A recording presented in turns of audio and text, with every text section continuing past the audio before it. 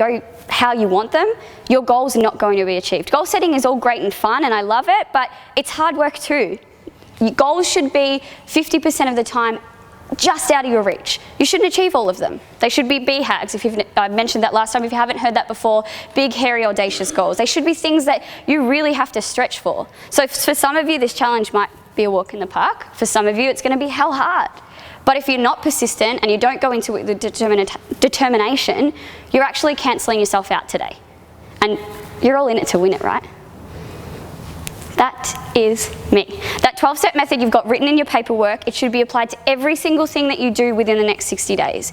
If you're struggling with meal prep, set a goal around meal prep. Run through the 12 steps. It'll take you 2 minutes to do. What obstacles are you going to break down to achieving your meal prep? Whose support and assistance do you need? What recipes do you need to ask your coach what they make because you're struggling with the same type of meals continuous through? And what are you going to ask those around you what they cook? You're all in it together. It's a perfect opportunity. If you're attending any of the classes, ask what someone else's favourite meal is. These are all things that you can do if meal prep's your goal. Okay, so it's all relevant to yourself. I can't give you the goal and give you the breakdown. You've got to go through these steps yourself. But those 12 steps, keep reverting back to them. Today, some of them, maybe a few of them sink in and a few you're like, oh, I don't really understand. Keep reverting back to those 12 steps, taking yourself through. How can you dig deeper? How can you think of more obstacles? How can you think of more ways to overcome them? And how can you think of more support that you need? Cool, done.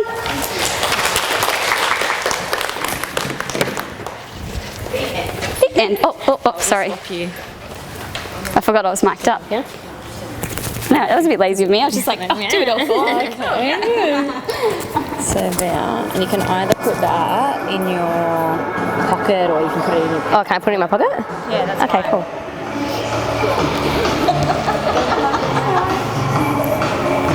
Good to go. Right, hi guys. Sorry if you can't hear me. My voice is a little shot today.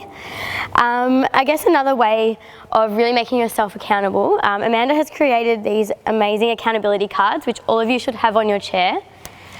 Being honest with yourself and really, I guess, tracking your progress and maybe tracking some things that are not going to plan, where you can see to reassess and just improve forward from there.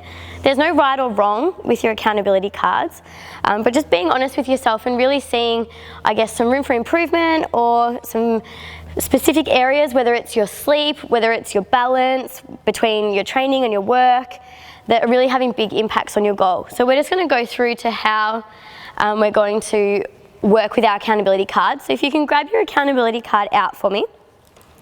We're going to start with the first one, which is rest and recovery. So we've got our week plan out for 60 days duration, and each night, the next morning, you're going to wake up and you're going to rate your sleep. So we're obviously aiming for a minimum of 7 to 8 hours. The more the better. That's our opportunity for our body to really recover and refuel and be fresh for the next day.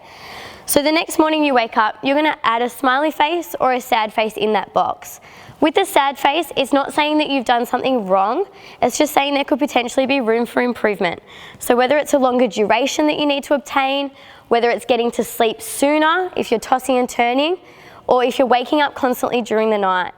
So you can pop in each circle for each day, the way you feel when you wake up in the morning, whether you're satisfied, whether you're not satisfied. You might wake up, some nights it may be due to heat, it may be due to the fact that you're getting up to go to the toilet. Just keep mental notes of all these influences that can have an impact on your sleep and discuss them with your coach. Many things there is a way around and a reason behind why you're waking up at certain times of the night. So with your coach in your biosig measurements, they would have gone through if you're waking up at certain times, it can have an impact from a certain organ that's actually waking you up. So really discuss that and the importance with sleep with your coach. Unfortunately, sleep can have a make or break to your progress at a 50% rate. So if you're really not hitting those targets, you're cutting yourself short already. So really prioritize sleep as an important part of your day, just as important as getting to the gym or fueling your body with food. Just under that, we've got let's sweat. So we've set a goal of minimum 4 sweats a week with that bonus one of 5. So you can see there's a trophy at the end, which is your 5th workout. So we're all aiming towards to hit that 5th workout to really optimize our chance of whether it's coming into the gym here with your coach, coming in by yourself, or training at home or out in the open.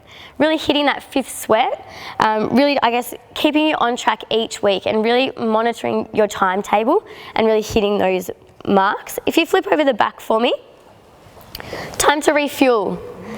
So think of your body like a vehicle. You've got a Ferrari and you're putting in premium fuel, unpremium, just normal unleaded fuel. You're not going to run that Ferrari at its optimum. You put in Vortex fuel or a really high valued fuel, it's going to run on performance better. So treat your body the same. You've got 4 to 5 meals a day to tick off. So each battery represents a day. There's 5 little lines in it. As you hit 1 meal, you colour that line in. As you hit 2 meals, you colour that line in. Your goal for each day is to fill that battery every day. There will be some days where you might not hit that mark, and that's fine.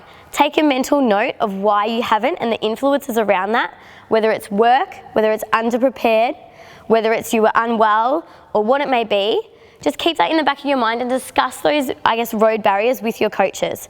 Generally, we will have a suggestion that we could make to you, whether it's you were on the run and you didn't know what was healthy, or you were time poor because of meetings, or you were stuck in a conference all day. Let's talk with your coach and find out ways to really make the next day on point and fill up that battery for you. The next one underneath your fuel is your balance and your yin. So we're really focusing on, I guess, combining everything together. So it's not just about your food and your training and your sleep, it's really about getting that extra balance and downtime for you.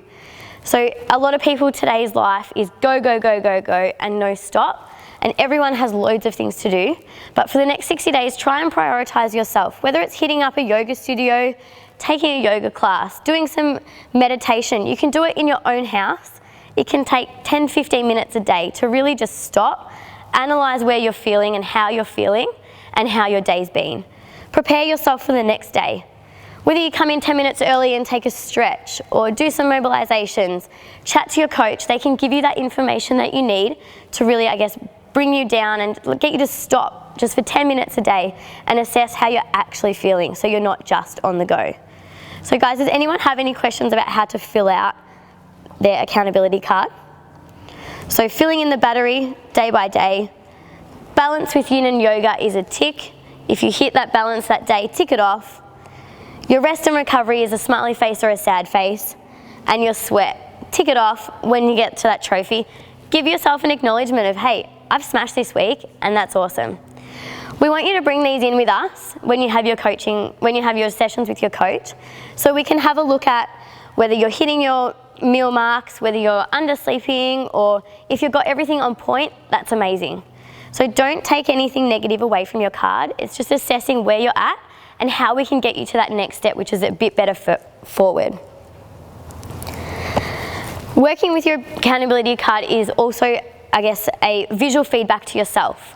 So it really enables you, when you put pen to paper, it just enables you to see, wow, I might not be hitting those 5 meals a day. I'm really struggling to get them in. How can I work my day around to get that 5 meal in, which is then going to enhance you towards your goal? So it's not just about whether you are or you are not, it's just flagging those issues. So really, I guess, if you're hitting all 5 meals a day, amazing. Let's add 1 more in to hit that 6. So we're really going to focus on, it's not a negative aspect, whether you're right or wrong, it's just balance to see how you're actually tracking. So again, not perfection. We don't want every box ticked, every box happy smiley face, every battery full. That's not an expectation of the accountability card. It's just to be honest with yourself, pop down your honest, true information. If you're seeing a pattern, perfect. Talk about it with your coach and we can move forward and hopefully offer, I guess, some suggestions or some guidance around how we can improve that from there. Guys, does anyone have any questions around accountability cards? Everyone, please bring them into your session and fill them out just with the honest, accurate truth. There's no right or wrong.